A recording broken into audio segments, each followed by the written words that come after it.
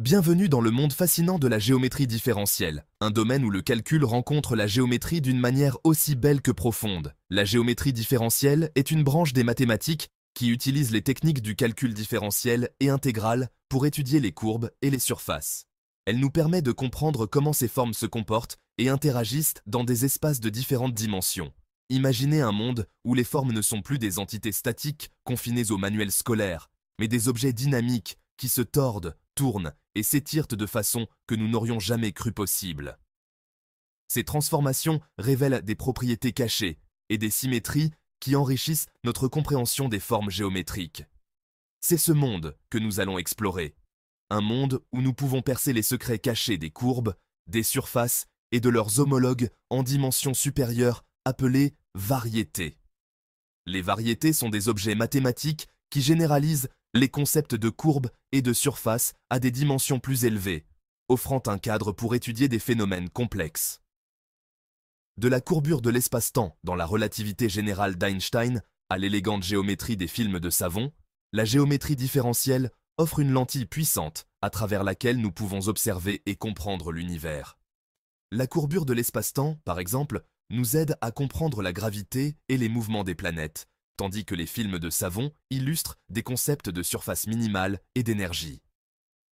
C'est un domaine débordant de beauté, d'élégance et d'implications profondes qui nous invite à entreprendre un voyage de découverte. En explorant ces paysages mathématiques, nous découvrons des motifs géométriques fascinants et des visualisations élégantes qui captivent l'imagination. Dans cet essai, nous allons plonger au cœur de la géométrie différentielle avancée en explorant des concepts tels que les fibrés vectoriels, les connexions, la théorie de Morse, la théorie de Floer et la topologie symplectique.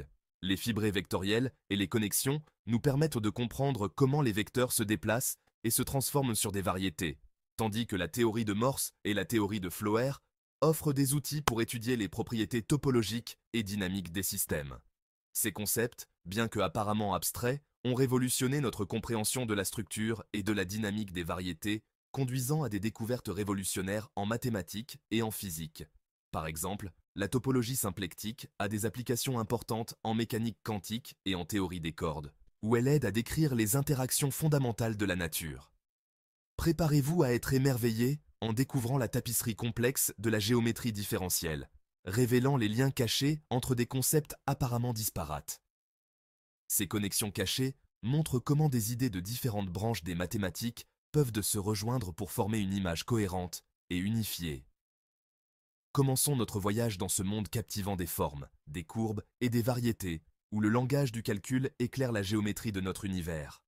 En chemin, nous découvrirons comment les outils du calcul différentiel et intégral nous permettent de décrire et d'analyser les formes géométriques de manière précise et rigoureuse, ouvrant la voie à de nouvelles découvertes et à une compréhension plus profonde de la nature.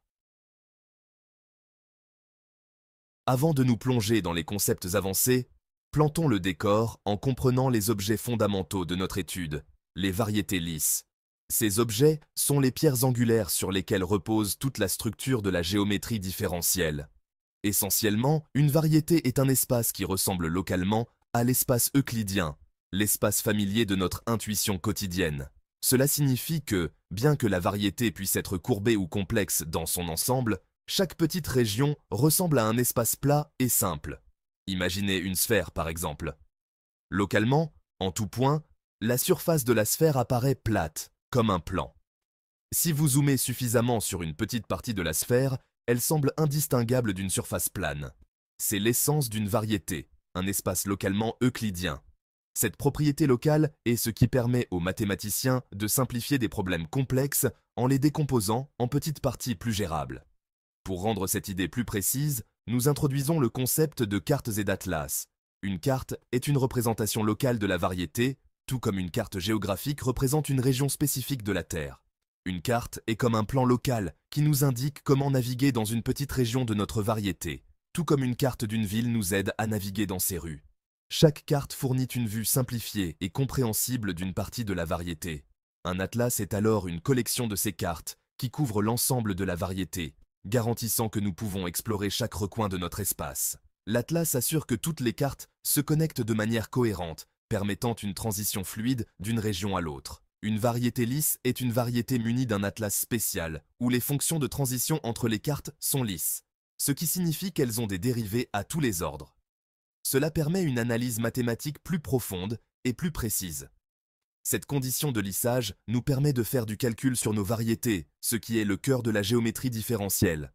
Le calcul différentiel sur ces variétés nous permet d'explorer des concepts tels que la courbure et les flux. Dans notre exploration de la géométrie différentielle, les variétés lisses nous serviront de toile, les espaces sur lesquels nous dessinerons nos structures géométriques. Ces structures incluent des objets comme les champs de vecteurs et les formes différentielles. Elles fournissent le cadre pour comprendre la courbure, les connexions et l'interaction complexe entre le calcul et la géométrie. La courbure, par exemple, nous aide à comprendre comment un espace se plie et se déforme. Au fur et à mesure que nous approfondirons nos recherches, gardez à l'esprit que ces variétés apparemment abstraites ne sont pas seulement des curiosités mathématiques, mais plutôt des outils puissants pour comprendre le monde qui nous entoure. Elles trouvent des applications dans la physique, l'ingénierie et même l'économie, démontrant leur importance et leur utilité dans divers domaines. Maintenant que nous avons notre toile, les variétés lisses, commençons à peindre dessus. Les variétés lisses sont des objets mathématiques qui, bien que complexes, peuvent être visualisés comme des surfaces courbes et continues. Elles sont la base sur laquelle nous allons construire des structures plus sophistiquées. Mais quelles couleurs allons-nous utiliser ? Dans notre contexte, les couleurs représentent les outils mathématiques que nous allons appliquer à ces variétés. Des fibrés vectoriels. Imaginez que l'on attache un espace vectoriel, comme un carquois de flèches, à chaque point de notre variété. Ces espaces vectoriels sont des collections de vecteurs qui peuvent en varier d'un point à l'autre de la variété. Cette collection d'espaces vectoriels, tissés ensemble de manière lisse, forme un fibré vectoriel, un objet fondamental en géométrie différentielle. Les fibrés vectoriels permettent de généraliser les concepts de vecteurs et de champs de vecteurs à des espaces plus complexes. Un exemple classique est le fibré tangent d'une sphère. Le fibré tangent est un type particulier de fibré vectoriel, où chaque espace vectoriel est un plan tangent à la variété. Imaginez la Terre, une sphère géante. En chaque point de la surface, on peut imaginer un plan tangent, un plan plat, touchant la sphère en ce seul point. Ce plan tangent est une approximation locale de la surface courbe de la Terre. Ce plan représente les directions dans lesquelles on peut se déplacer tout en restant sur la surface. Les directions possibles sont infinies, mais elles sont toutes contenues dans ce plan tangent. La collection de tous ces plans tangents, assemblés de manière lisse, forme le fibré tangent de la sphère. Ce fibré tangent capture la structure locale de la variété à chaque point. Plus formellement, un fibré vectoriel sur une variété M est un espace E muni d'une projection PE-M. Cette projection relie chaque point de l'espace total, E, à un point de la variété M. Pour chaque point P de M, la préimage P1P est un espace vectoriel appelé la fibre au-dessus de P. Cette fibre contient tous les vecteurs qui sont attachés à ce point spécifique de la variété. Ces fibres capturent des informations supplémentaires attachées à chaque point de notre variété. Elles permettent de comprendre comment les vecteurs varient d'un point à l'autre. Les fibrés vectoriels constituent un cadre puissant pour étudier les champs de vecteurs, qui associent un vecteur à chaque point d'une variété. Les champs de vecteurs sont des outils essentiels en physique et en ingénierie. Ces champs de vecteurs peuvent représenter divers phénomènes physiques, tels que la vitesse d'un fluide s'écoulant sur une surface ou le champ électrique autour d'un objet chargé. Ils permettent de modéliser et de comprendre des systèmes dynamiques complexes. En étudiant les fibrés vectoriels, nous acquérons une meilleure compréhension de ces champs de vecteurs et de leur comportement. Cela nous permet de développer des théories plus avancées et des applications pratiques dans divers domaines scientifiques. Nous avons orné nos variétés de fibrés vectoriels, mais comment naviguer dans ces espaces abstraits et complexes?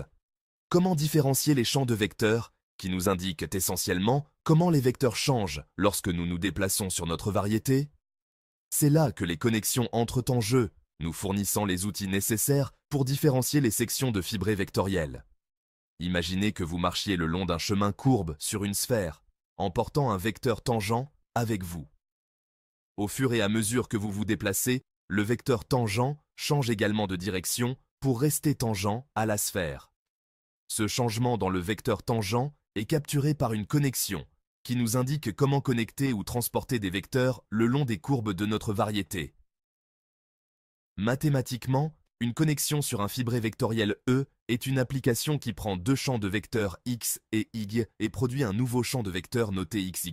Ce nouveau champ de vecteurs représente le taux de variation de y dans la direction de x.